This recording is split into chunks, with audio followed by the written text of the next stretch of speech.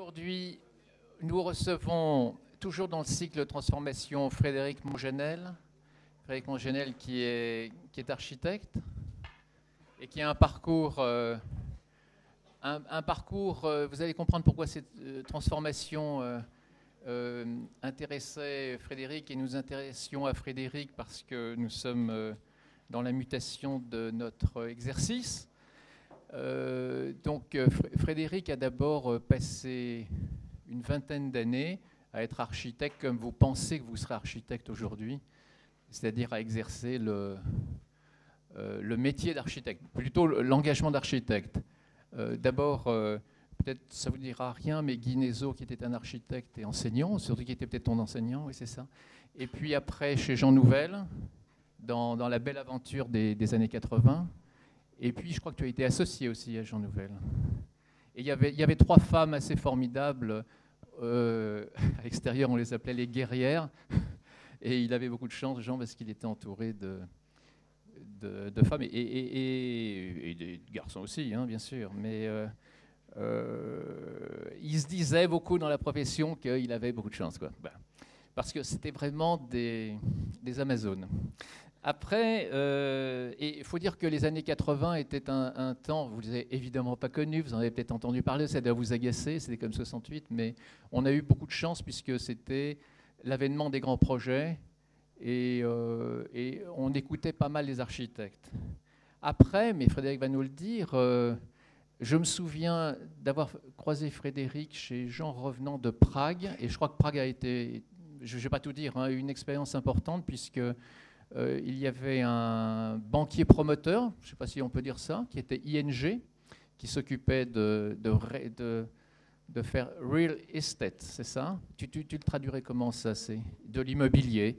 Et donc, naturellement, l'architecte avait compris quelques mécanismes intéressants pour fabriquer la ville. Et donc, vous voyez, c'est vraiment... on apprend toujours. Et a été, je ne sais pas si c'est toi ou si c'est eux qui t'ont appelé, peut-être. Ils t'ont invité. Et alors, il y a eu comme ça, je crois, une dizaine d'années, non, autour de ça. Donc, c'est-à-dire, soudainement, passer côté maîtrise d'ouvrage. Et puis, à la fin de l'aventure ING, donc on a plutôt affaire à des banques, soudainement, Frédéric va se retrouver chez les constructeurs, mais les constructeurs qui ont évolué, qui ne font pas que construire, mais qui font ce qu'on appelle des montages d'opérations. Ça, je vais laisser aussi Frédéric vous l'expliquer. Et ce que je trouve assez formidable, c'est que quand vous ouvrez l'organigramme, j'ai entendu dire ça, Frédéric, quand vous ouvrez l'organigramme de Vinci, du groupe Vinci, Vinci Construction France, vous avez le président et à sa droite, il y a une femme architecte au milieu d'ingénieurs. Et ça, c'est certainement une vision assez importante de la part de celui qui préside à Vinci, c'est-à-dire un des plus grands groupes mondiaux qui s'occupe de construction, c'est de penser que les architectes sont aussi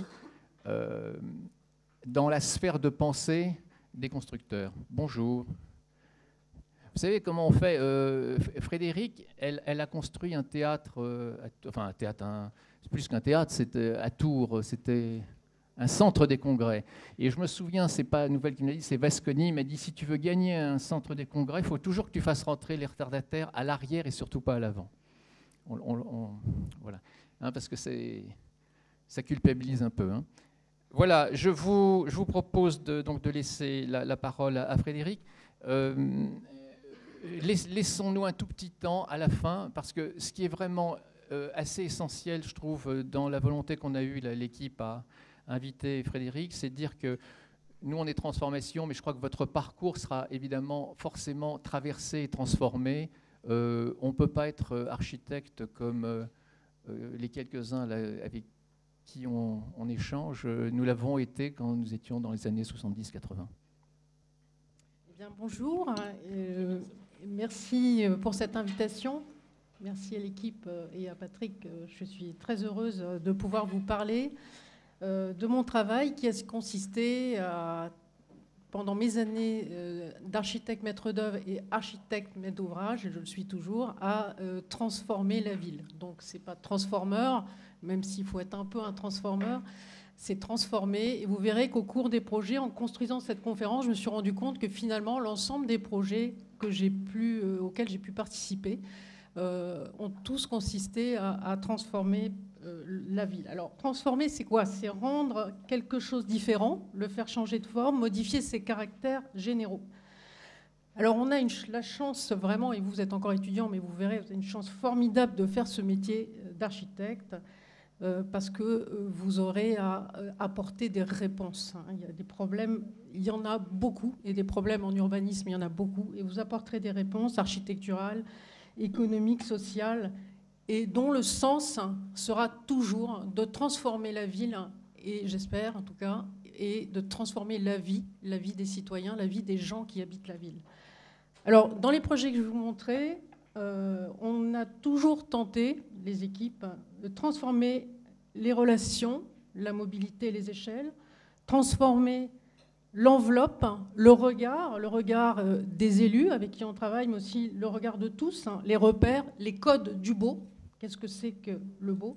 Transformer la densité, transformer la relation intime urbain, transformer les usages, les modèles de cohabitation, les ségrégations, les délaissés, transformer le rapport à la nature, transformer les contraintes géographiques, sociales, administratives, légales et financières. Et ça, c'est davantage mon travail de maître d'ouvrage sur la dernière ligne, vous le verrez. Mais voilà, je vais vous présenter une série de réalisations et qui se situent, vous voyez, à Tours, à Prague, à Metz, à Lyon, à Nantes, à Bordeaux.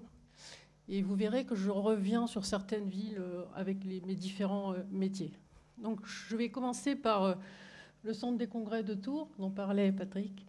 Alors, le centre des congrès, c'est le grand projet. Je suis chef de projet chez Jean Nouvel, c'est formidable. On a gagné. Et là, il faut se rendre compte que c'est rendu possible parce que d'abord, c'est la rencontre de deux hommes qui vont très bien s'entendre, Jean Royer et Jean Nouvel. Bon, vous êtes trop jeune pour savoir qui est Jean Royer. C'était un ancien ministre et le maire de Tours. Et voilà, pour faire des grands projets, pour transformer les choses, il faut ces ententes. Alors, il nous faudra 4 ans pour réaliser le projet, ce qui est assez rapide. Vous verrez, les axes de transformation, c'est dans cette ville. Oui, l'équipe. Je ne sais plus, il y a 30 et quelques, non, il y a 30 ans, enfin. Donc, je vais revenir aux axes de transformation. On va mettre de l'architecture contemporaine à Tours, vous voyez, en face de la gare dessinée par Victor Laloux. Ça, c'est vraiment quelque chose qui est de l'ordre de la transformation. On transforme le quartier, la gare, la place, le jardin, avec l'arrivée du TGV. On va revitaliser économiquement la ville parce que un centre des congrès amène beaucoup de choses. Et vous voyez, c'est un grand projet. Alors, j'ai mis X millions, j'ai oublié de faire le montant en euros. On fait travailler 35 entreprises, encore d'États séparés. C'est un vrai challenge technique. Et vous verrez dans la structure du bâtiment, si vous ne le connaissez pas, c'est vraiment important à quel point les entreprises locales, grâce à Jean Royer d'ailleurs, ont apporté un savoir-faire incroyable. On fait un porte-à-faux, les industriels du TGV fabriquent les coques, et on a la plus grande façade suspendue en simple vitrage, ce qui ne serait pas possible aujourd'hui, mais on a réussi à le faire. Voilà l'équipe, voilà le projet avec ces salles suspendues. À l'époque, toutes les villes voulaient leur centre des congrès. Et on est chargé de faire le bâtiment, la place, le jardin, le parking et un bâtiment d'accompagnement. Et on change, vous voyez, on change la perception. On fabrique la rue. Donc ça, c'est tous les grands principes de Jean Nouvel, d'alignement, enfin de reflets qui font que la rue est d'échelle. Vous voyez qu'on vient mettre un grand bâtiment dans un tissu urbain R+2, R+3, avec au fond la cathédrale. Et on vient expliquer à Jean Royer qu'il n'y a pas de mur dans le bâtiment. Il nous dit où sont les murs, il n'y a pas de mur dans le bâtiment. Et on transforme à ce moment-là, pour toute l'équipe qui est autour de la mairie, etc. La perception de l'architecture. Qu'est-ce que c'est que l'architecture contemporaine? Eh bien, c'est peu arrivé qu'il n'y ait pas de mur dans les bâtiments, que ce soit un ensemble de reflets, de planchers, de façades de transparence qui fabriquent cette chose, enfin ce palais des congrès. Vous voyez comment on a dû négocier avec les habitants, les voisins, c'était possible, incroyable, mais ça s'est fait. Un grand toit, un grand bâtiment de 150 mètres de long dans un tissu urbain. On transforme le jardin de la préfecture aussi dans sa vision. Voilà comment le bâtiment s'implante dans la ville. Et là, bien sûr, sans une volonté politique très forte et une entente parfaite avec l'architecte et puis des entreprises de très bon niveau, parce que là, on a des entreprises, c'est l'entreprise Savoie qui se plie en quatre avec Eiffel pour les parties métalliques pour arriver à suspendre ces salles. Je n'ai pas le temps de vous raconter tout ce qu'on a eu comme problème. Mais voilà, donc ça, c'est... Là, je commence avec ça, ma carrière, et j'ai vraiment 4 ans de concentration sur ce dossier qui m'a appris à voyez, compte tenu de l'ensemble des contraintes qu'il faut surmonter pour faire tout ça, et qui m'a appris à gérer la difficulté, et à la fois technique, financière et juridique aussi. Et puis, on part à Prague. Jean Nouvel, à ce moment-là, les grands projets, ça se termine un petit peu quand même, fin des années 90. Il y a des difficultés, et là, il faut aller chercher son travail en Europe. Et il faut aller chercher le marché privé. Le marché public s'épuise un peu. Et on me dit, là, il faut aller à Prague. Alors, Prague, en 95, vous êtes encore trop jeune pour comprendre que le mur de Berlin vient de tomber. Ils savent rien à Prague, ils savent rien faire. Ils ont été 40 ans vous voyez, sans savoir. Et là, ING Real Estate, qui est donc le fameux promoteur banquier, demande à Jean Nouvel d'aller là-bas. Et sur la demande de Václav Havel, carrément le président, qui demande à Jean Nouvel une étude urbaine sur sa ville pour la métamorphoser. Donc ça, c'est important. On arrive dans une ville d'abord par une vision globale. Donc on va regarder l'ensemble des projets possibles à Prague, sur tout le Prague Centre, et on va finalement s'arrêter sur un projet que vous voyez à droite, qui est le premier projet qui sera fait de cette étude globale qui est faite sur Prague. Alors, les axes de transformation de ce projet, eh bien, c'est qu'on va construire sur un délaissé. On va construire sur un métro qui ne s'arrête jamais de fonctionner, ce qui est très compliqué. Des fondations existantes, je vous montre la photo, voilà. On a ça comme terrain, on a ça comme contexte, on a la ville qui est vraiment triste. Et à ce moment-là, les banquiers ING arrivent avec leurs moyens, avec leurs architectes, avec tous leurs conseils, et on commence à revitaliser la ville de Prague par ce projet de cœur de ville. On est vraiment tout près du centre-ville historique. Et on y fait des bureaux, du commerce, un parking, et voilà ce que ça donne à la fin, un projet articulé en plusieurs bâtiments, c'est 30 000 mètres carrés, pardon. Donc on ne va pas faire une masse. Avec Jean Nouvel, on se pose toujours les mêmes questions. On essaie de rentrer dans le tissu, à la fois avec une esthétique qu'on va beaucoup discuter avec les gens de Prague, mais on respecte les hauteurs, les vis-à-vis, la fragmentation, les rez-de-chaussée très habités, le métro, etc.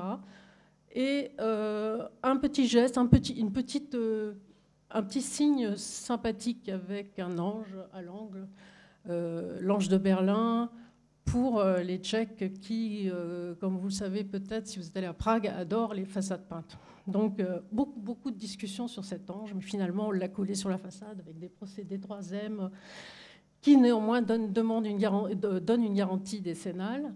Et voilà le projet.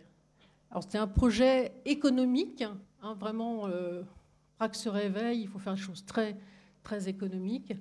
Mais en même temps, on a alloué très facilement l'ensemble des commerces et des bureaux. Il y avait une grosse dynamique. Donc ça, on est dans les années 95-2000. Et puis, ce bâtiment a très bien fonctionné parce qu'il a joué son rôle dans la ville. On a réussi à déclencher l'urbanisation de l'ensemble du quartier. Et 800 000 m² se sont faits autour, derrière. Et la ville s'est recolorée. Tout le monde a refait ses façades. Enfin, si vous aviez vu ça, c'est assez impressionnant. En quelques années, de 1995 à 2000, l'ensemble de la ville de Prague s'est métamorphosé. Le dialogue avec Václav Havel était vraiment intéressant parce qu'il avait un grand respect. Il avait, puisqu'il n'est plus là, un grand respect pour Jean. On a souvent discuté avec lui de qu'est-ce que veut dire mettre de l'architecture contemporaine économique à Prague, au cœur de Prague, et on a réussi ce projet. Et puis là, donc ING vient en France et effectivement me propose, me disent bah, tiens Frédéric, on cherche quelqu'un un peu comme toi, architecte, qui aime bien faire de la ville, des bâtiments complexes. Et est-ce que tu connais quelqu'un? Bon, j'hésite un peu. Et puis finalement, je dis bah, c'est peut-être moi, finalement. Voilà. Donc 15 ans avec Jean, c'est compliqué de sortir d'une agence comme Jean Nouvel. Je ne vous ai pas montré tous les projets qu'on a fait à l'international partout. Ce qui m'intéressait sur le fond, et ce qui m'intéresse toujours, c'est de penser la ville. Et donc j'accepte, et en 2004, exactement en 2003 d'ailleurs, j'arrive chez ING et on démarre en France, ING Real Estate Développement France, donc une petite entité de promotion. Et comme on est hollandais, et qu'à l'époque, la tendance, c'était vraiment... on était très bien vu en tant qu'hollandais dans toutes les villes, et notamment à Nantes. Nantes, qui est une ville portuaire, aussi habituée à faire venir des gens d'ailleurs. Là, Jean-Marc Ayrault, et le maire de Nantes, et Laurent Théry, le patron de l'aménagement de l'île de Nantes, et Alexandre Chemetov, que je connaissais bien aussi, nous désigne lauréat pour une opération avec Nicolas Michelin sur l'île de Nantes. Alors là, c'est la première opération du premier concours de ce fameux île de Nantes. Donc vous avez dû entendre parler, le plan guide, Alexandre, 150 000 m² construits en 10 ans, enfin une prouesse, hein, vraiment une prouesse. Et nous, on nous demande de nous questionner sur le premier élo. Et là, on répond sur la fiche de l'eau d'Alexandre, qui donc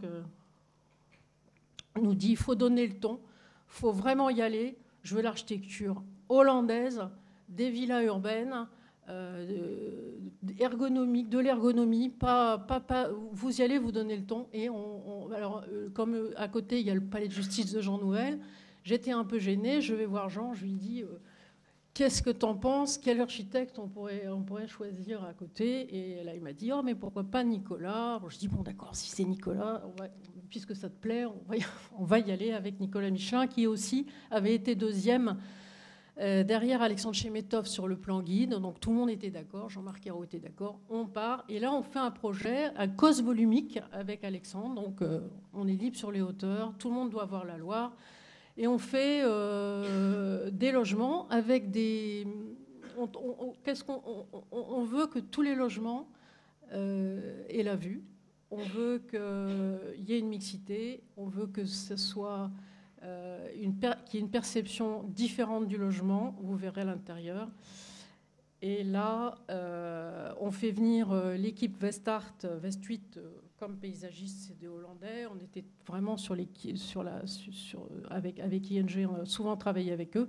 Et voilà, on fabrique des logements avec des grands balcons de 3 par 3 en porte-à-faux, en angle, avec une fenêtre qui s'ouvre comme ça.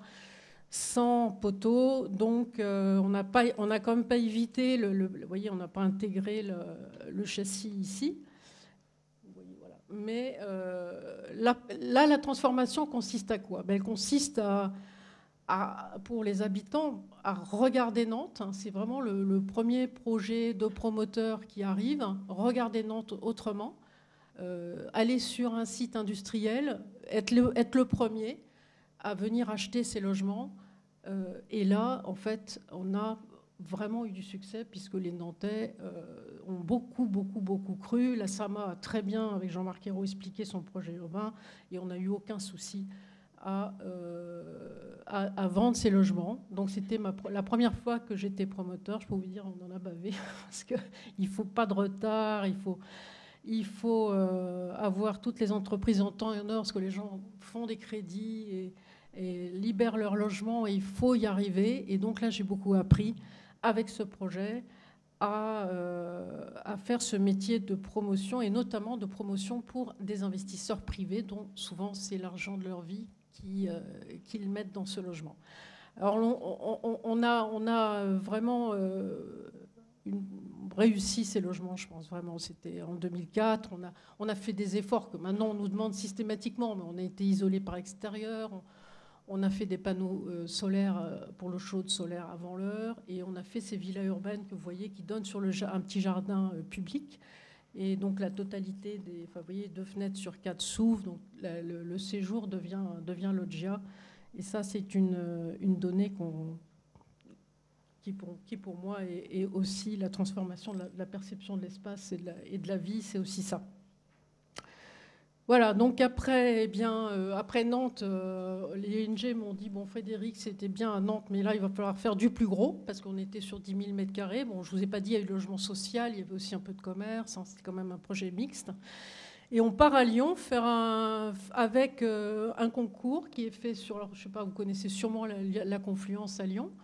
Donc on est dans la partie aussi industrielle, puisque comme vous le savez sans doute, pratiquement tous les terrains disponibles dans toutes les villes, les cœurs de ville, quand il y en a encore, ils sont des anciens sites industriels, donc pollués. Je ne raconte pas aussi toutes les questions de pollution qu'on rencontre. Hein. Et là, à Lyon, on est en 2004, il y a le concours des Halles, et on parle d'architecture, tous les élus parlent d'architecture. C'est vraiment la période où, chez les promoteurs privés, on va se mettre à parler d'architecture. On va arrêter de faire de la copie du pastiche et tout le monde va découvrir l'architecture et on va commencer à découvrir aussi le développement durable à très grande échelle.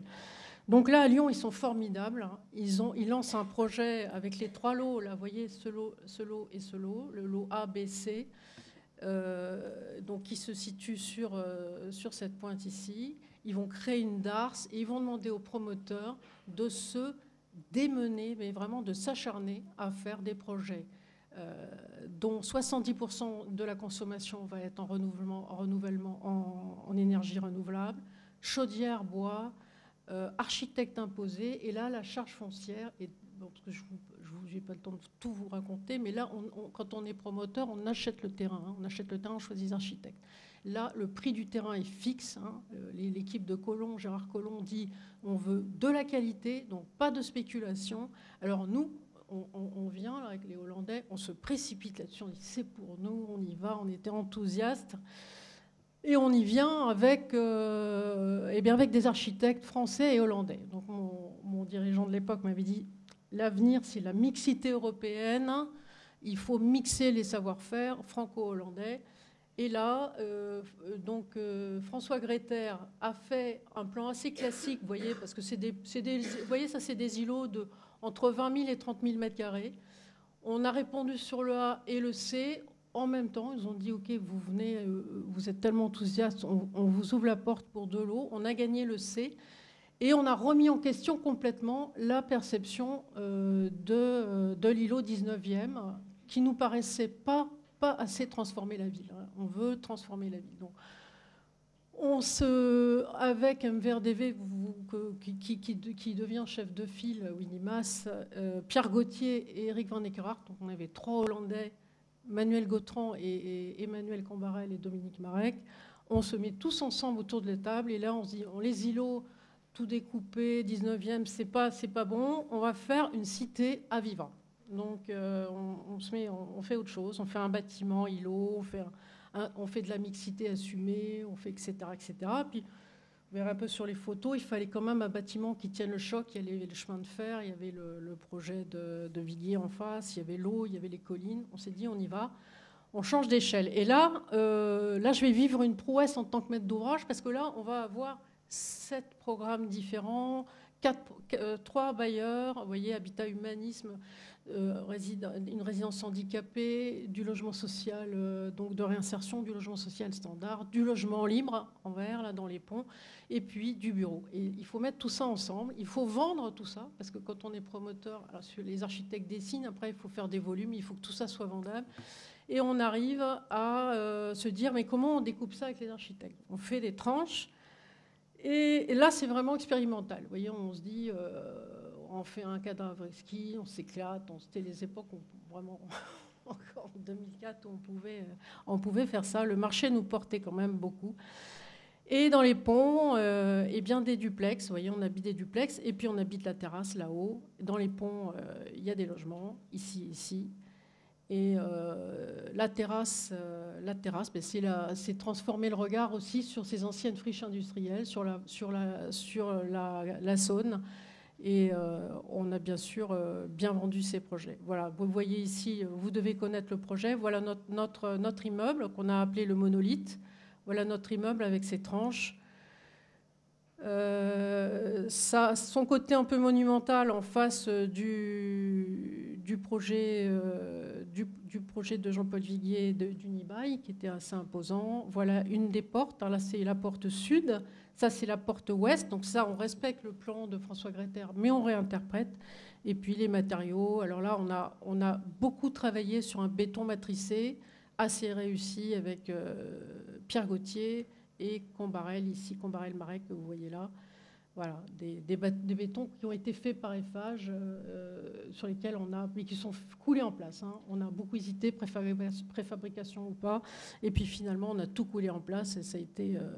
Et alors l'autre prouesse technique, c'est les menuiseries. Vous voyez, elles sont toutes en bois parce que, alors, compte tenu des contraintes environnementales, et là, il a fallu aller chercher vraiment quelqu'un qui veut bien faire 1600 fenêtres, toutes, par série assez différentes. C'était très compliqué parce que le marché français de la menuiserie bois, et voilà. Donc là, je ne vous ai pas dit que MVRDV a écrit avec les volets le début de la Constitution européenne, puisqu'on était dedans. Donc si on ferme tous les volets, qu'on met la lumière, on écrit le début de la Constitution européenne. Voilà.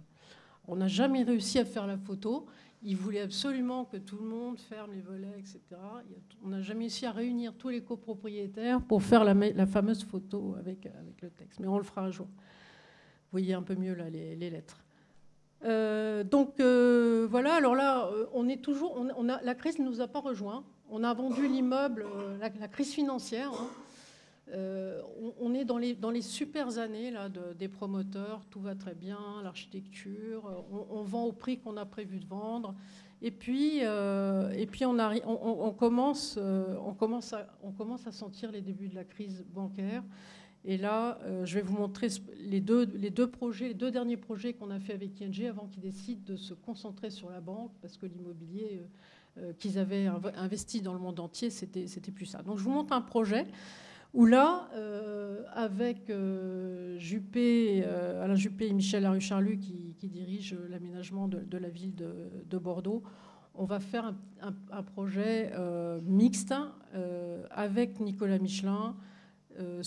Premier îlot de l'OIN, donc de l'opération d'intérêt national autour de la gare, et un îlot qui sera le mitoyen d'un projet qu'on fera avec Jean Nouvel et Mia Hague et la Foncière Logement. Vous allez voir, je vais vous montrer.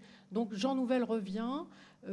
Michel Larue-Charlu me dit « Frédéric, ça t'embête pas de travailler avec ton ancien patron ?» J'ai dit ça va peut-être pas très bien se passer, mais bon, pourquoi pas. Et puis Jean accepte de faire du logement à Bordeaux et on y arrive sans se disputer, sans rien. et vous verrez, on a fait des belles choses. Alors, sur le premier projet, voilà, donc ça c'est le projet l'îlot Nicolas Michelin, ça c'est l'îlot Jean Nouvel mis à Hague, et un jardin public entre. Donc on a la chance, simultanément pratiquement, hein, de faire un bout de quartier. Et vous voyez, on est là, la gare est là, c'est le début de l'OIN, et là la ville de Bordeaux me dit il faut y aller, quoi. Il faut taper dur, il faut faire des choses bien, il faut monter le ton. Et elle nous dit je veux un gymnase, je veux une crèche, je veux une médiathèque et des logements. Et puis le terrain est pollué, il faut des parkings, il faut tout. Bon, d'accord. Et là, on a quand même du mal. Alors, on a réussi à faire un projet qui est assez critiqué par les architectes. En général, ils ne le trouvent pas beau. mais les gens vivent bien. Donc, vous voyez, dans cette masse, on a sur l'intérieur des logements formidables qui ont tous des vues intérieures, tous des vues terrasses. Donc ça, c'est une constante, hein, quand j'ai travaillé dans du logement, toujours des prolongements extérieurs. Une crèche intégrée. Là, c'est Tactique qui fait le jardin sur dalle. C'est des jeunes qui sont sortis de chez Vestart. Et on arrive avec une coupe, vous voyez, où on a les très peu intérêts, parce que la pollution, il fallait la confiner, il fallait surtout pas la toucher, des parkings, un gymnase, une crèche, une médiathèque, les logements, beaucoup de panneaux solaires. Donc on fait tous les efforts demandés par la ville de Bordeaux, de l'accession à prix maîtrisé. Et on arrive avec un projet qui a eu beaucoup de succès parce qu'il est à 5 minutes de la gare en tramway, les logements sont tous très bien, même si les façades ont un petit côté un peu dur. On n'est pas tous très contents de cet éternit rayé. Bon, c'est peut-être pas ce qu'il fallait faire. Voilà, donc à Bordeaux, on continue avec Jean, juste en face.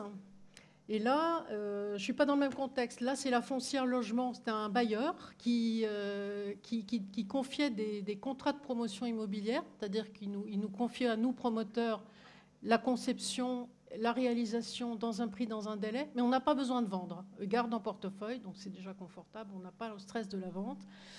Et là, on dit à Jean, la philosophie de la foncière, elle a arrêté, parce que là, maintenant, plus personne n'a les moyens de faire comme ça, c'était la mixité inversée. Donc, on va, dans les quartiers pauvres, remettre des logements à louer pour des gens qui ont des moyens et des grands logements pour des grandes familles, pour des cadres qui ont des moyens. Donc, c'est faire revenir des gens avec des moyens dans des quartiers assez pauvres. Et là, vous verrez, on fait 3 projets, donc un à Bordeaux, un à Senon, un à Lormont, avec la même philosophie. Et là, bien sûr, Jean, on lui dit, Jean, c'est quoi pour toi le luxe? Il dit, c'est l'espace. Donc, on fait des grands logements, traversants, complètement ouvrants. Il y a du budget. La Foncière Logement a les moyens. On fait un rez-de-chaussée, bureau. Et puis, un ascenseur. Et l'ascenseur dessert directement de logement. Donc, le luxe, les fenêtres ouvrantes, les placards cloisons, la cuisine ouverte, le truc formidable, le logement loft, 12 mètres de profondeur, formidable. Et là, on est content, quoi. Alors, Jean, il trouvait que c'était un peu trop dur, un peu industriel. Finalement, celui-là, c'est quand même été le plus simple, le plus reproductible. Mais c'est pas rassurant, on n'arrive pas à reproduire ça dans un marché standard de promotion. Hein. Là, il faut des subventions pour arriver à faire des grands logements en France. Alors, on fait un deuxième projet au pied du pont à Lormont. Là, c'est ce petit projet-là que vous voyez avec Jean toujours. Voilà, on transforme la vision du pont. On est à l'entrée de la ville et on fait des bâtiments qui sont collés à la Garonne. Voilà. Et le troisième projet, à Senon, là, c'est des très, très, très grands logements. Senon, c'est vraiment dans une zone difficile. Et on fait des logements qui ont à la fois des verrières de ce côté, qui sont traversants sur toute la profondeur, et des jardins d'hiver de ce côté-là, avec des oreilles. Donc ça donne ça. Cuisine, salle de bain ouverte, chambre au fond et les chambres de ce côté. Loggia, voilà, tous les grands principes de la vie agréable, on arrive à les faire. On est encore en 2010 avec la Foncière Logement. Et c'est tout loué aujourd'hui, ça vit très très bien, j'y vais régulièrement. Voilà. Alors là, on a quand même transformé, avec ces projets de logement, on a cherché à améliorer les conditions de logement en France. On avait les moyens, on a eu les conditions, on a eu les élus qui nous ont demandé de le faire. Vous voyez, c'est vraiment... Il y a beaucoup de gens qui veulent les choses et à ce moment-là, on arrive à les faire et dans des prix qui sont raisonnables. Là, je vais vous parler de Metz. Et Metz, c'est un concours qui est lancé pour la ville. Ils ont le Beaubourg, que vous connaissez, fait par Shigeru Ban, et puis décident, à cause du TGV à 1h20 de Paris, du Beaubourg, de faire une ZAC de 150 000 m² que vous voyez ici, dessinée par Nicolas Michelin, et à laquelle nous, on répond sur le premier lot ici. Donc là, on nous demande de répondre, et ça, c'est tout nouveau dans cette production-là. On nous demande de répondre en mixité d'opérateurs, programmatique, d'architectes, donc 80 000 m² d'un seul tenant, et on va y arriver. Donc voilà le site, voilà le projet sur lequel, avec ING, nous avons travaillé. Celui-là est déjà construit, ça c'est déjà construit, vous connaissez sûrement voilà. Donc ça c'est intéressant parce que Metz, c'est une petite ville, il y a une volonté politique, mais vraiment extrêmement forte. Les élus sont restés aux élections. Et là, après, on a commencé en 2005. En 2014, il y a besoin de tous ces temps-là en études. Et on vient de signer d'ailleurs, c'est l'Institut Construction de France. Et là, je vais aussi vous dire que la continuité qu'il y a dans le métier, qu'on change d'une société à une autre, on rencontre souvent les mêmes gens. Et donc, on vient de lancer les travaux de ce grand projet où là, vous avez, et c'est formidable pour la ville de Metz, en face du musée, un projet de commerce, bureaux, logements sociaux, logements seniors, qui va partir d'un seul tenant. On fait un îlot bâtiment d'un seul tenant. Alors on me dirait oui, c'est compliqué, etc. Mais non, là c'est encore possible parce que là il y a une volonté, même chose, il y a une volonté politique. Il y a Jean-Paul Viguier qui est coordinateur, qui sait très bien gérer le commerce. Et là, on a une série d'architectes, vous voyez ici, qui va travailler avec nous dans ce projet qui est intéressant parce qu'il fabrique à la fois des bâtiments, de la ville, de la dynamique économique. C'est beaucoup d'emplois qui sont créés grâce au commerce. Et c'est très important pour une ville comme Metz qui doit retrouver une vitalité économique. Donc vous voyez le plan de rez-de-chaussée. On a une rue, il y a des entrées qui sont soit sur rue, soit sur place.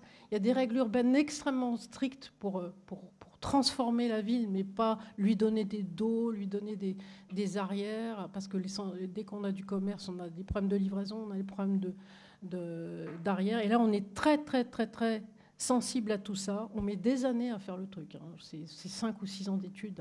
On a mis un temps. Il a fallu descendre les noyaux de tout le monde sans perturber les logiques de flux.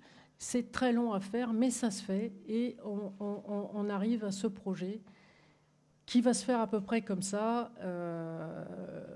Formidable parce que tout le monde a joué le jeu. Et là, c'est des workshops, c'est des équipes, c'est des gens qui finissent par vraiment s'aimer parce que c'est des années, quoi. Vous voyez, 2004, 2005, 2014, on est toujours en études, il faut vraiment y croire. Et enfin, on démarre parce qu'il a fallu louer. Il y a eu cette crise économique, on a dit on va le faire, on va pas le faire. On s'est accroché, on va le faire. Vous voyez les logements sociaux. Le deuxième niveau de commerce qui est partiellement qui va être en gabion et en jardin descendant sur les gabions. Une perception du commerce qu'on a vraiment travaillé là pour fabriquer de la ville agréable, pour fabriquer des places, pour fabriquer une rue, pour fabriquer des entrées qui ressemblent à quelque chose, pour que tous les gens, personne ne s'en rend compte qu'il y a un centre commercial. Les entrées sont toutes sur eux, sur place. Voilà, donc ça c'est intéressant, ça c'est construit, donc c'est le premier îlot qui est en face. Et voilà notre îlot qui attend, mais maintenant ça y est, il y a des palissades de chantier, c'est parti. Donc ça, c'est intéressant parce que, vous voyez, en tant qu'architecte et maître d'ouvrage, sur un dossier comme ça, j'ai eu, et j'en ai toujours de la valeur ajoutée parce qu'on arrive à aligner les intérêts des uns et des autres. Il faut que ça fonctionne, il faut qu'on y arrive, il faut que tout le monde se tienne les coudes pour qu'une affaire comme ça, où il y a, je sais pas, 35 personnes autour de la table, qui ont tous des intérêts propres, finissent par s'entendre. Et ça, c'est un vrai travail. Et sans architecte, là, c'est vrai qu'un maître d'ouvrage qui n'a pas d'architecte dans son équipe ne peut pas sortir un dossier aussi compliqué. Voilà, je veux vous reparler de Lyon parce que maintenant, ING, on est en 2011, ils ont dit bon, bah, il y a trop de crise économique, on va arrêter l'immobilier à l'étranger. Ils se sont fait refinancer par l'État. 8 milliards, on leur a dit, écoutez, vous êtes gentils, vous avez 10 filiales dans le monde, vous me fermez tout ça, vous vous concentrez sur votre métier de banque et je ne veux plus rien voir. Donc on a perdu notre boulot, on avait fait, bon, je vous montre, on avait fait des concours dans toute la France, on avait le vent en poupe, hein, et là on a dû dire à tous les élus, bah, écoutez, là, excusez-nous, on s'en va, on rabat les euros aux Pays-Bas. Et donc, il a fallu, pour l'équipe en France, hein, dont moi, se retrouver une santé, un dynamisme pour refaire des liens. Et donc, j'ai eu l'occasion de travailler avec Vinci Construction à plein de moments dans la période ING, les 10 ans. Et il me, gentiment et vraiment, Gérard Bienfait me dit un jour, mais qu'est-ce que tu fais après? Viens avec nous, on va développer la filiale ADIM, dont vous avez vu le logo au début. Donc ADIM, c'est la filiale de développement immobilier du constructeur Vinci Construction France, parce que les constructeurs, ils ont pour mission de répondre à des appels d'offres en loi MOP, de répondre à des appels d'offres en PPP, en conception-construction, mais ils doivent aussi éclairer leur route, leur chiffre d'affaires à long terme, et ils ont besoin qu'une équipe les mette sur des dossiers en amont pour aller aussi fournir une partie du chiffre d'affaires et de façon plus intelligente, plus intégrée, plus urbaine, en meilleure relation avec les élus, avec les décideurs, avec les aménageurs. Et donc, c'est ça, aujourd'hui, la mission d'ADIM, dont je suis direction de développement. Donc, avec ADIM, en 2012, donc je viens d'intégrer Vinci, on retourne à la confluence. Là, on s'associe avec Vinci Immobilier parce qu'il y a plusieurs filiales chez Vinci.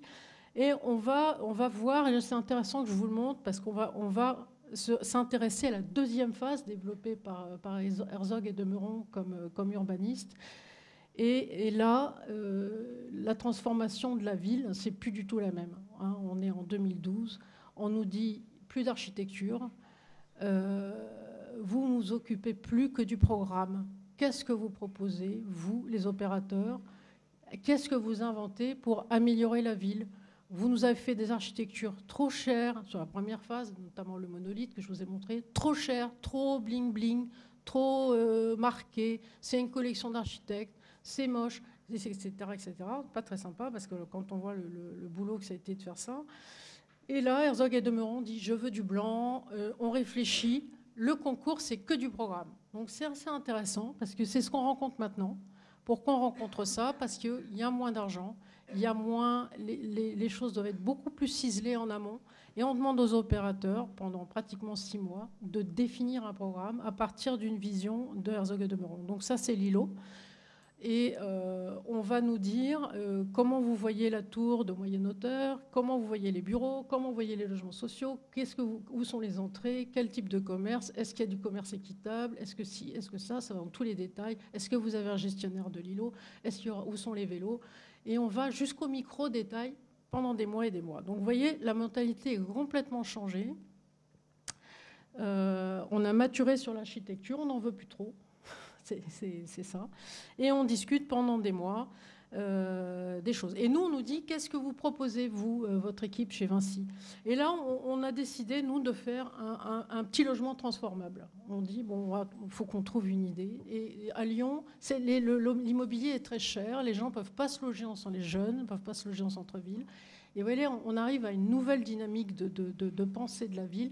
On va nous demander autre chose. Et donc, nous, on dit, écoutez, on fait un logement, il a un noyau, il a un jardin d'hiver. Soit la personne, au moment de l'achat, demande des cloisons mobiles, soit elle demande des cloisons sèches, fixes, mais de toute façon, elle peut refaire son logement. Donc, grosso modo, je peux avoir mon T4. Vous voyez, c'est un petit T4 traversant, basique, hein, avec un noyau très simple. Et puis, soit je fais 2 chambres et un séjour et je prends mon jardin d'hiver, soit je fais mon séjour comme ça parce que je veux 2 chambres à l'opposé, soit je fais 2 chambres comme ça, j'ai mon séjour en angle. C'est formidable, ça fait 70 mètres carrés à peine et j'ai un T4 transformable en grand T2, en grand studio. Je peux faire face à une demande à Lyon de gens qui ont quand même les moyens. Donc, voilà, vous voyez les petits dessins en bas. Donc là, j'ai fermé ma cloison. Là, j'ai ouvert celle-là. Là, je suis en L. Là, j'ai mon jardin d'hiver fermé. Là, j'ai mon jardin d'hiver ouvert. Bon, on n'a pas encore réussi à le placer, celui-là. On l'a perdu au concours, malheureusement. On s'est battu comme des chiens. Mais c'est ICAD, l'équipe d'ICAD qui a gagné. Mais je pense que là, vous voyez, on avait une base de ce qu'on nous demande maintenant de faire, de travailler beaucoup plus sur les usages. Et la ville, c'est plus tellement l'architecture, c'est les usages. Est-ce qu'il y a un gardien et combien il coûte? Il y avait un café à l'intérieur d'îlot, on avait trouvé le gestionnaire. Au stade concours, il fallait des jardins partagés, il y avait une salle polyvalente, un appartement de passage comme on trouve régulièrement aux Pays-Bas, des vélos bien organisés avec 2 étages, hein, pas des trucs en vrac, etc. Et une crèche. On avait aussi le locataire de la crèche. Vous voyez, au stade concours, à la Confluence, on nous demande tout ça, et puis on nous dit, bah, vous n'êtes pas choisi. On avait bien travaillé. Et voilà ce qui est fait maintenant. Donc ça, c'est l'équipe Herzog et Demeron qui a été le mandataire architecte de l'îlot, architecte de la tour et urbaniste. Et ils ont été chercher une architecture lyonnaise, si vous connaissez cette partie de Lyon, qui est faite en beaucoup de très massive, en blanc, une architecture des années 50, qui est assez belle. Et c'est ce qu'ils ont été chercher. Et voilà comment eux, c'est les Perses du concours, voient leur tour de belle hauteur. Et ici, c'est Christian Keretz qui fait des bureaux. Donc, beaucoup de minéralité, du blanc, hein, une direction artistique très, très, très, très soutenue, bon, qui peut être critiquée et critiquable, mais qui existe. C'est pour vous montrer comment aussi les choses évoluent. Donc voilà, c'est quand même assez beau, la tour d'Herzog et Demeron. Alors, on sait faire aussi, voilà. Donc ça, c'est Barré-Lambeau. C'est Adim Ouest, qui sort sa première tour à Nantes, mixte. Et Barré-Lambeau, c'est une très bonne équipe d'architectes. On ne fait pas beaucoup de bruit, mais elle est construite. Si vous passez à Nantes, allez-y, c'est près de la gare. Et c'est un îlot très intéressant dont je voulais vous parler, parce que celui-là aussi, il a transformé le quartier. Il est situé ici, avec la gare ici. Et c'est toute l'histoire du Pré-Gaucher et de cette partie de Nantes qui est d'ailleurs très intéressante. Hein. Vraiment, allez-y. Et là, Barré-Lambeau, on gagne le concours. C'est un concours, on gagne, hein, parce qu'on a l'idée de faire un immeuble comme ça. Et à Nantes, on retrouve ce courage de faire des tours libres, donc en logement à la vente, et des bureaux et du commerce. Donc un petit îlot complètement mixte qui vient structurer, signaler le quartier. Alors, on fait des logements en accession, logements à prix abordable, un petit peu de bureaux, hein, une mixité en sandwich, et un peu d'activité ici. Vous voyez que c'est sophistiqué, c'est une tour de 50 mètres, mais elle est aujourd'hui complètement vendue parce que voilà, quand c'est bien foutu, quand c'est beau, il n'y a aucun problème de commercialisation. Donc ce projet, voilà, aujourd'hui les constructeurs, les ADIM, donc l'équipe de développement immobilier du constructeur, c'est ce qu'on veut faire, c'est ce qu'on fait, c'est faire de la ville un peu compliquée. On a toute l'ingénierie de l'entreprise qui est là, et donc on sait répondre à des dossiers avec de l'architecture un peu mixte pour faire des projets qui transforment le quartier. Voilà la Perse. Voilà. Alors, en plus, dedans, il y a des bureaux formidables, sans faux plancher, avec des rideaux comme à la maison. Donc l'investisseur qui est la Française AM, qui est un investisseur institutionnel, a accepté ça. Donc du béton brut, vous voyez, on met des panneaux juste là où on en a besoin. On a mis des rideaux comme à la maison, pas de faux plancher pour faire de la dalle inerte. Des concepts, bon, ils ont quand même voulu de la clim alors que c'était pensé sans clim. On n'en avait pas besoin, ils en ont voulu. Mais vous voyez, là, on va vers du low cost. Et là, Barry Lambeau a fait un vrai travail qui a été accepté et qui compte dans l'économie globale du projet. Voilà, donc les bureaux ici, les logements.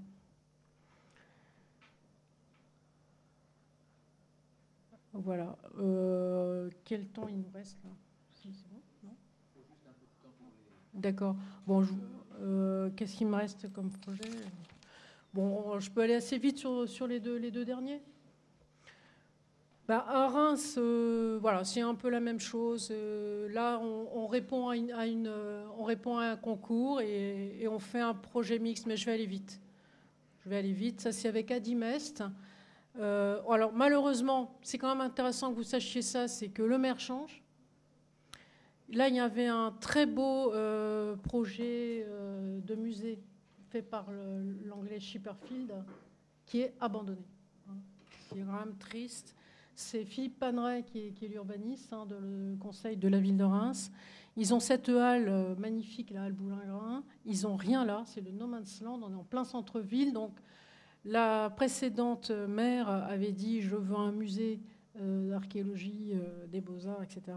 Et je veux un petit bâtiment pour financer partiellement son musée, un parking pour le musée. » Et donc ça, c'est un financement privé qu'il a fallu faire fin, intelligent, en relation avec l'architecture de Chipperfield, et pour financer et pour habiter. Et là, on a gagné le concours. Là, il y avait toute la place, on a gagné. Et là, on a gagné avec une fratrie, avec le père Dumont, qui est architecte à Reims, le papa, et 2 enfants. On a découvert qu'il avait 2 fils. Donc Colomer Dumont, qui sont un peu connus, qui sont à Barcelone, et puis un autre Dumont à Paris. On a mis les trois architectes ensemble, parce que alors, le père tout seul, ça suffisait pas. Et on a fait un projet, vous voyez, avec le projet de Chipperfield, on a fait un projet d'hôtel, donc qu'il fallait entièrement vendre pour nous, hôtel, bureau, commerce, et en même temps qui est une espèce d'élégance, une sobriété. On est dans le cœur de Reims, une relation à Chipperfield et une relation à la halle Boulingrin. Donc voilà, donc c'est un projet qu'on espère qu'il verra le jour malgré la décision de la ville de Reims d'annuler. Voilà. Et puis en conclusion, un retour à Bordeaux, où Adim Sud-Ouest a gagné un concours sur la rive droite, donc Youssef Toumé, urbaniste. Et là, c'est pareil. Le concours, c'est pas du tout l'architecture. On nous dit comment vous allez travailler. Quels sont vos 55 000 m²? Quels sont vos partenaires? Qui vous faites venir comme enseigne? Qu'est-ce que vous fabriquez là-dedans? Nous, on veut du volume capable. Alors, volume capable, c'est un concept de la ville de Bordeaux qui dit on n'a plus de moyens du tout. Les gens, ils ont juste l'argent pour acheter un volume. Derrière, il y a Point P. Ils maintiennent Point P sur le site et les habitants iront, au fur et à mesure de leurs moyens, remplir leur maison, habiter leur maison. Donc Point P est complètement partenaire de cette opération-là, avec des volumes capables qui vont être vendus au meilleur prix possible. Bon, il n'y a pas que ça. Alors nous, on est toute une batterie de gens. Donc on fait du logement, de l'artisanat, du bureau. Et tout ça, c'est les opérateurs. Et Adim, voilà, c'est le premier lot. Adim Sud-Ouest s'occupe de ça. Mais c'est aussi pour vous dire que la façon de transformer la ville, de faire la ville, a encore changé. Aujourd'hui, on nous donne dans ce dossier, qui est vraiment le dernier qu'on ait fait, on nous donne à peine les gabarits, on nous dit voilà ce qu'on veut, du volume capable, vous vous débrouillez, moi c'est ce que je veux, et on va chercher les opérateurs alors on fera un peu de logement quand même en bordure de Garonne, un parking silo, plus du tout de parking enterré, plus personne n'a les moyens de payer une place à 20 000 € dans une zone inondable, donc tous les parkings sont loin des logements, mutualisés, les volumes capables, un petit peu de bureau et surtout de l'hôtellerie. Alors on nous dit, mais qui va venir par un hôtel lambda? Donc vous voyez, aujourd'hui, les aménageurs, ils veulent vraiment de la précision. Donc ça, c'est l'ambiance désirée par la ville de Bordeaux et Youssef Toumé sur cette ville. Voilà comment une ville comme Bordeaux, laboratoire, imagine la ville de demain, une ville très très douce, où on peut habiter, on peut travailler, il y a du télétravail, il y a tout ce qu'on veut, on n'est pas obligé de se déplacer. Et voilà, la ville de rêve, on espère qu'on y arrive. Et là, on est en train de démarrer cette opération-là. Je vous remercie de votre attention.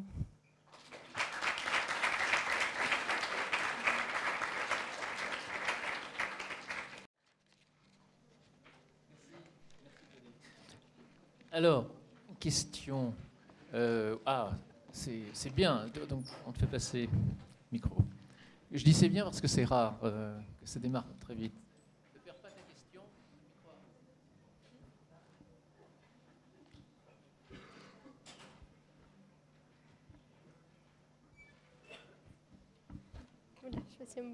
Bonjour.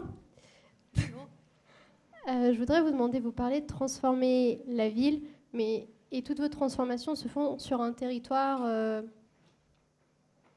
vierge où vous construisez de nouvelles constructions. Mais est-ce que vous avez eu des interventions sur des bâtiments existants qu'il faut transformer, transformer leur usage, pas créer de nouvelles constructions?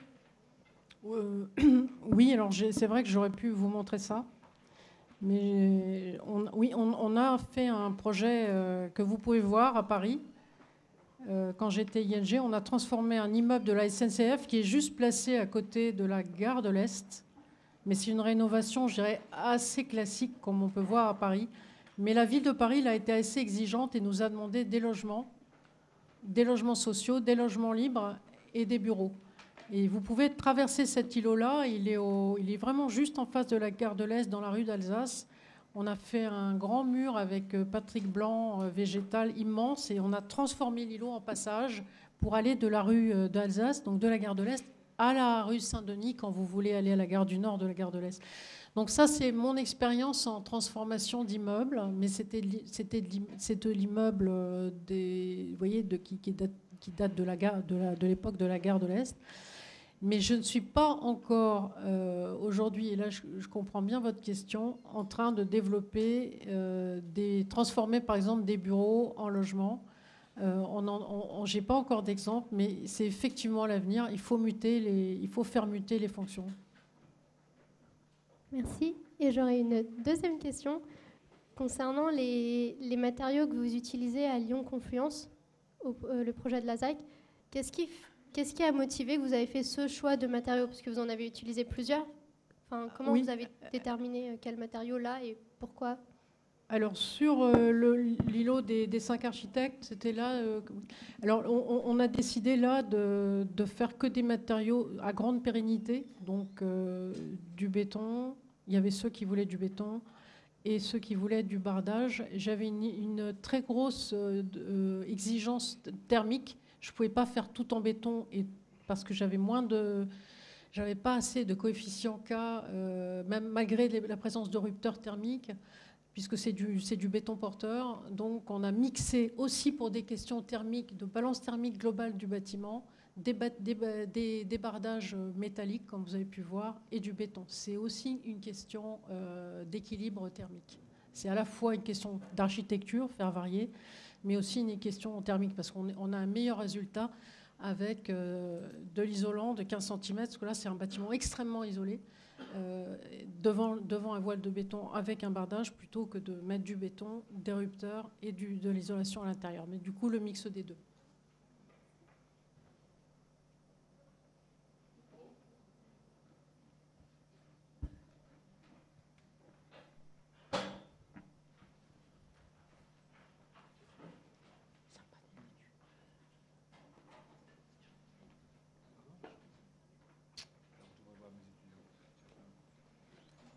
Bonjour, moi je voudrais revenir sur, je crois que c'est l'opération que vous nous avez montrée à Bordeaux, commandée par la Foncière Logement, où vous parliez de mixité inversée. Oui. Donc c'était implanter des logements extrêmement luxueux dans un quartier pauvre. Oui. Donc je voulais savoir qu'a été l'impact sur le quartier existant, et notamment au niveau des justement des habitats. Mais en fait, c'est une bonne idée, moi j'ai trouvé. Alors, elle a fonctionné. Hein. C'est-à-dire que dans des villes comme Bordeaux, dans ce quartier-là, il y avait pratiquement qu'une dominante de logement social. Donc, simultanément à ce projet, on a fait des logements qu'on a vendus, hein, donc à des vrais propriétaires. Mais il y avait une demande de gens qui veulent habiter la ville de Bordeaux momentanément et qui ne se trouvent pas à se loger. Et il y a beaucoup de villes centres encore comme ça aujourd'hui. On ne trouve pas de logements grands, agréables, économiques, hein, parce que ce n'est pas spéculé là. Hein. Foncière Logement, ils régulent pas comme le logement social le loyer, mais ils régulent quand même le loyer. Vous voyez, donc du coup, ça permet à des jeunes cadres d'habiter des familles, et ça a été le cas, hein, d'habiter des logements très corrects, et c'est le cas. Donc ça s'est rempli assez vite, et ça comblait, parce qu'ils ne le font plus, ça comblait cette demande. Enfin, aujourd'hui, dans l'offre logement, pratiquement dans toutes les grandes villes, les cœurs de grandes villes, il y a un problème d'offre locative. Vous devez le savoir, à Paris, n'en parlons pas, mais on retrouve le problème à Bordeaux, on retrouve le problème à Lyon. Je vous ai répondu ou pas? Je ne crois pas. Vous vouliez... C'était plus justement ma question de l'impact au niveau des habitats pauvres. Je ne sais pas si on peut... l'impact... Alors, parce que c'est un espèce de processus de gentrification. Oui. Alors ça, moi, j'y crois beaucoup. Hein. Moi, j'y crois beaucoup que quand on met des gens plus éduqués dans un quartier où les gens sont moins éduqués, ça sécurise le quartier. C'est de l'autosécurité. C'est ça la réponse. En tout cas, c'était aussi le but. Hein. C'est le but, si vous mettez des gens éduqués. Sur le monolithe, là, on a mis Gérard Collomb lui-même, hein, le maire de Lyon, il voulait 4 bonnes sœurs dans le rez-de-chaussée du monolithe, hein, donc du bâtiment. Il m'a dit, là, il faut mettre des sœurs. J'ai l'expérience, hein, c'est elles qui mettent de l'ordre. Parce que juste à côté des sœurs, j'ai 40 logements en réinsertion. Réinsertion, c'est des sorties de prison. Hein. En face, vous avez les bureaux de GDF Suez. Donc pour pouvoir dire à GDF Suez, ne vous inquiétez pas, les gens qui sortent de prison, ils sont autocontrôlés et par les habitants des logements libres, mais aussi par les 4 sœurs qu'on a mises là, qui habitent là, ça fonctionne. C'est aussi comme ça que vous rassurez un grand patron qui vient ensuite louer, parce que le cas là, c'est du monolithe, on a loué à GDF Suez. Et c'est Gérard Collomb, un jour, il m'a dit, il faut faire comme ça, il faut mélanger avec des gens éduqués et des gens moins éduqués, et vous n'avez plus besoin de contrôle, vous n'avez plus besoin de grille, vous n'avez plus besoin... Là, c'est très, très, très efficace. Et donc, c'est aussi le rôle de ce type de projet de foncière logement. Vous voyez, c'est d'éviter les problèmes sociaux. Enfin, en tout cas, de tenter de les limiter.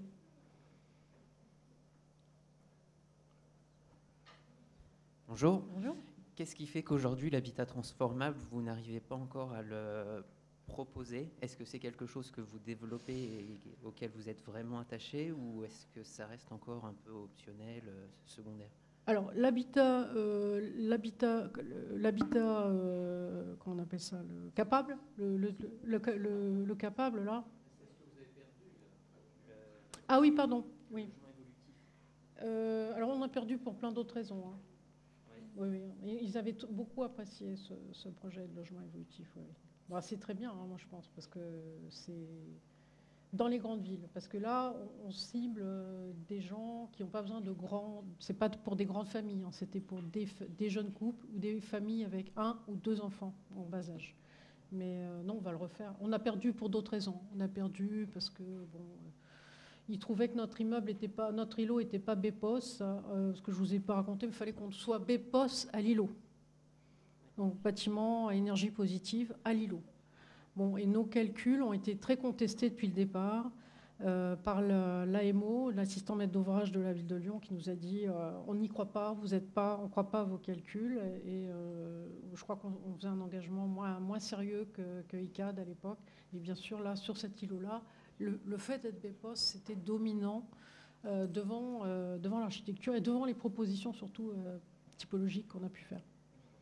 Et le côté transformable, du coup, vous l'apportiez par les types de cloisons que vous proposez? Voilà, alors ça, on met en vente dans la bulle de vente, enfin, ou sur le site internet, hein, un volume brut, et puis ensuite on a des types de cloisons, soit la cloison sèche, soit la cloison mobile, voilà. On s'adapte aux clients au fur et à mesure, vous voyez, c'était ça le principe. D'accord. Et comment vous échangez du coup avec le client? C'est un architecte qui prend en charge le... Oui, c'est l'architecte lui-même qui va à chaque vente modifier le projet. D'accord.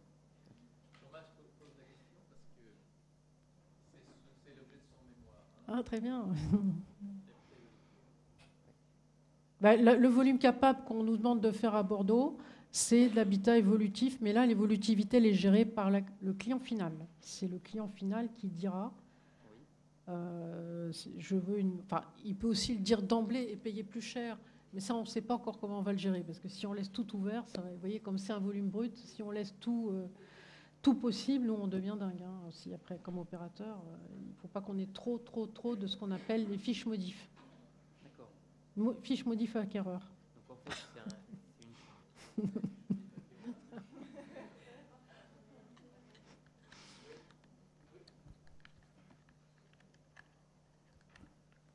Pendant qu'il y a encore quelques étudiants de l'école, je voudrais revenir sur un thème qui est l'architecture et la ville. Je quitte un peu la transformation.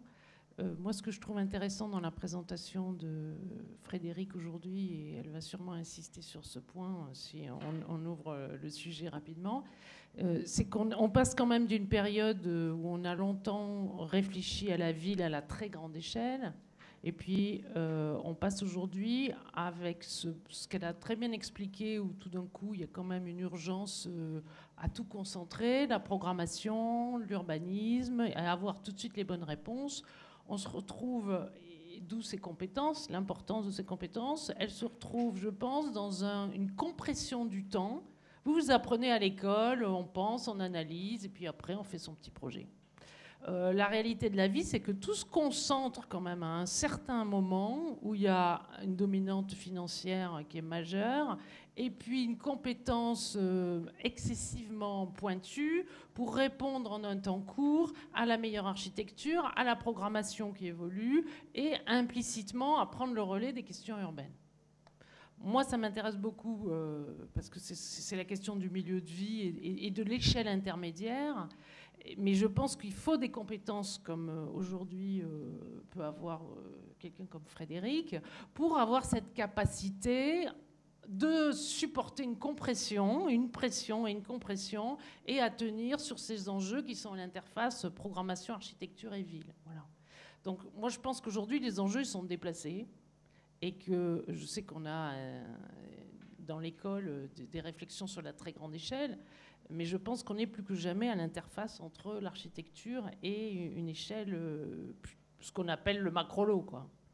Bon, que tu avais déjà démarré à Lyon avec ING, mais de manière quand même moins difficile. Oui.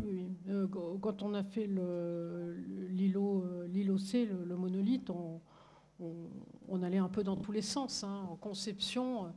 Je ne vous ai pas montré les milliers de maquettes qui ont été faites. Enfin, on s'est amusé. Aujourd'hui, je suis d'accord avec toi, on n'a plus le temps. Hein. On n'a plus le temps de s'amuser, il faut intégrer. C'est même peut-être un peu trop. Quoi. On doit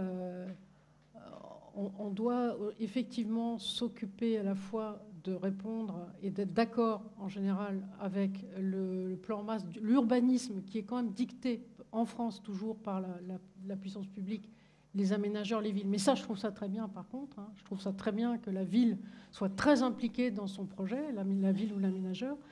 Mais aujourd'hui, en conception, on va dérouler d'abord les éléments techniques pratiquement d'emblée, hein, parce qu'on se questionne extrêmement sur quel label on va prendre et pourquoi celui-ci plutôt qu'un autre. Donc effectivement, la conception aujourd'hui, elle est un peu moins, comment on pourrait dire, débridée, architecturale et débridée. Elle est beaucoup plus... on va tout de suite chercher les partenaires, par exemple. Hein. Les villes aujourd'hui nous disent, c'est terminé le blabla où vous nous dites que les pieds d'immeuble... Ils ont raison. Hein. Les pieds d'immeubles, on verra plus tard. Aujourd'hui, il faut arriver avec des gens qui prennent tous les pieds d'immeubles. Et quelque part, ils ont raison. Vous avez vu le nombre de ZAC et de quartiers où les pieds d'immeubles ont été délaissés parce que les promoteurs, ils disent oui, on verra, puis finalement, il ne se passe rien.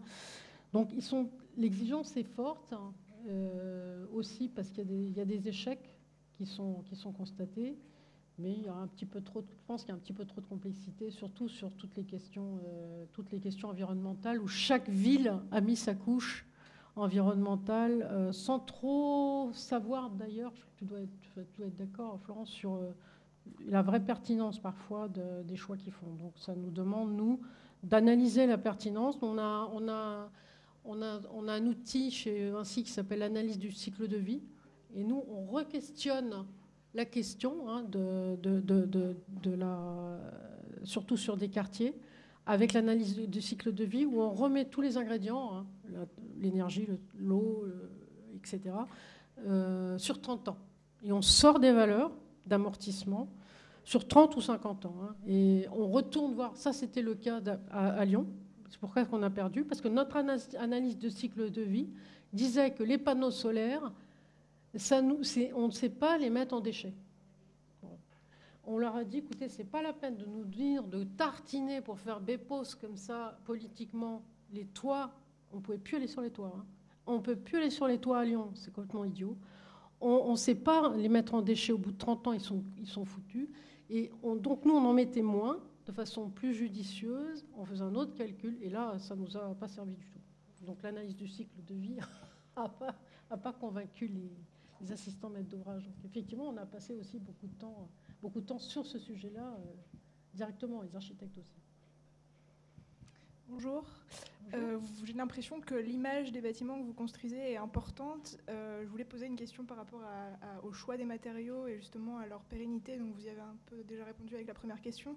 Mais justement, est-ce que c'est quelque chose qui revient à chaque fois ou pas? Et est-ce que ça vous arrive dans certains projets, par exemple, de vous dire on peut peut-être mettre un peu plus d'argent sur la construction en choisissant des matériaux un peu plus pérennes et ça sera du coup dans les frais de maintenance et d'exploitation, oui. Ça sera un peu moins cher, etc. etc. Oui. Est-ce que oui ou enfin oui, du coup oui, vous y avez un peu répondu, oui, ça c'est une vraie réflexion aujourd'hui. Oui. C'est une vraie réflexion.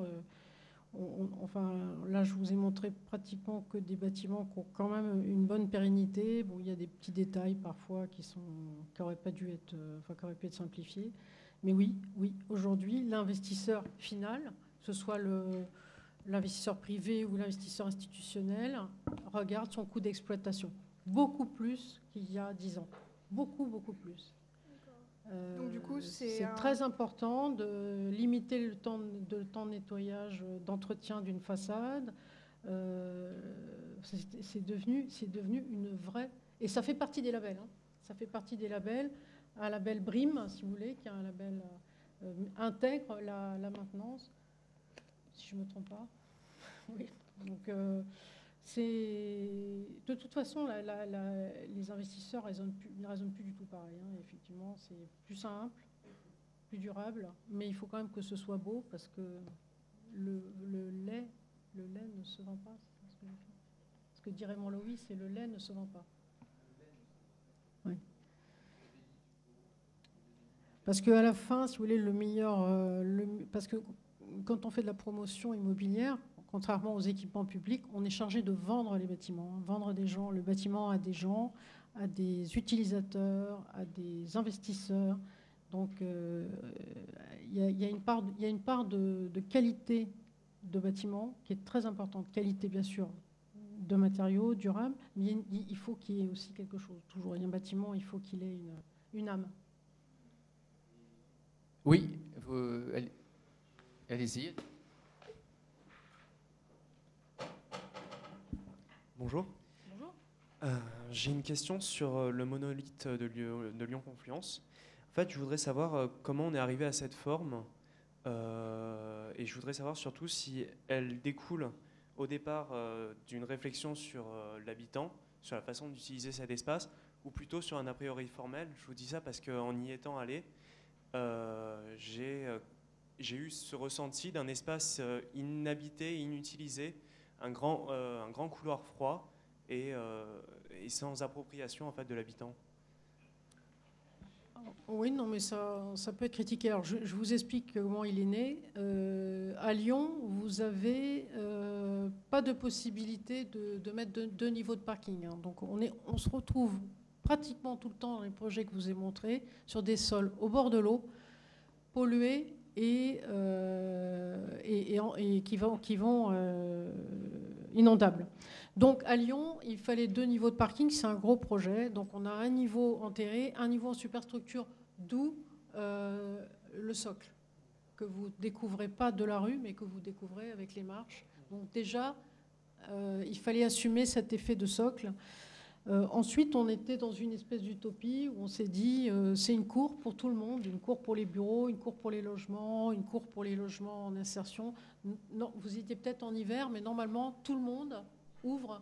Tout le monde a un espace, hein, le foyer d'handicapés et le foyer de réinsertion ont tous les deux un espace de restauration qui s'ouvre sur le mail central.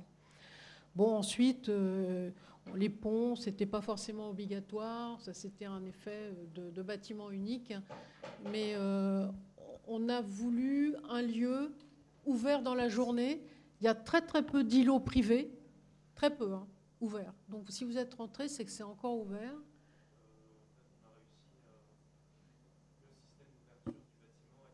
D'accord. Oui. Oui. Voilà. Non, mais c'est parce qu'en fait, il a été voulu. Normalement, c'est un espace privé, mais qu'on a voulu ouvert. Mais ouvert avec ses grilles. Bon, une grosse discussion. Je ne suis pas sûre que je referai. Hein, parce que c'est compliqué. Alors après, sur la gestion, il a fallu qu'un propriétaire prenne la gestion. Parce qu'on n'a pas pu mettre la gestion du grand. Et c'est les bureaux qui ont la gestion, vous voyez, du hall.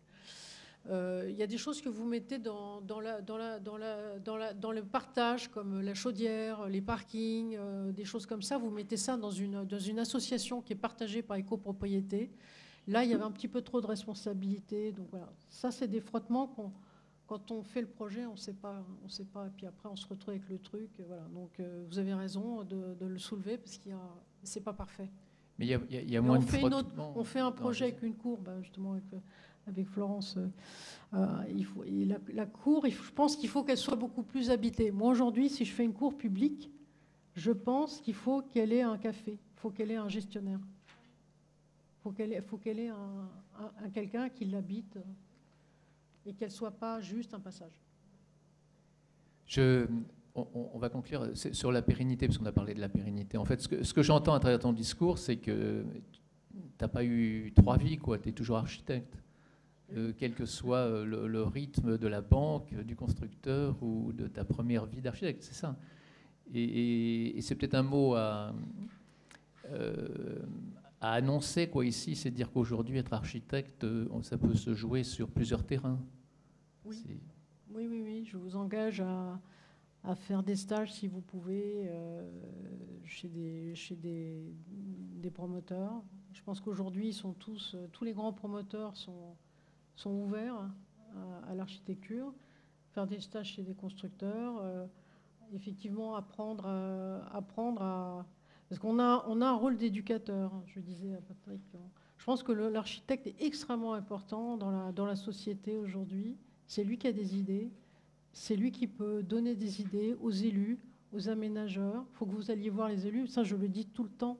L'architecte doit sortir. Il doit aller en ville. Il doit parler aux élus. Il faut que vous disiez les idées que vous avez. Il faut les partager. Et c'est franchement, le cadre de vie, c'est les architectes. Les urbanistes, bien sûr. Les urbanistes en France sont souvent architectes.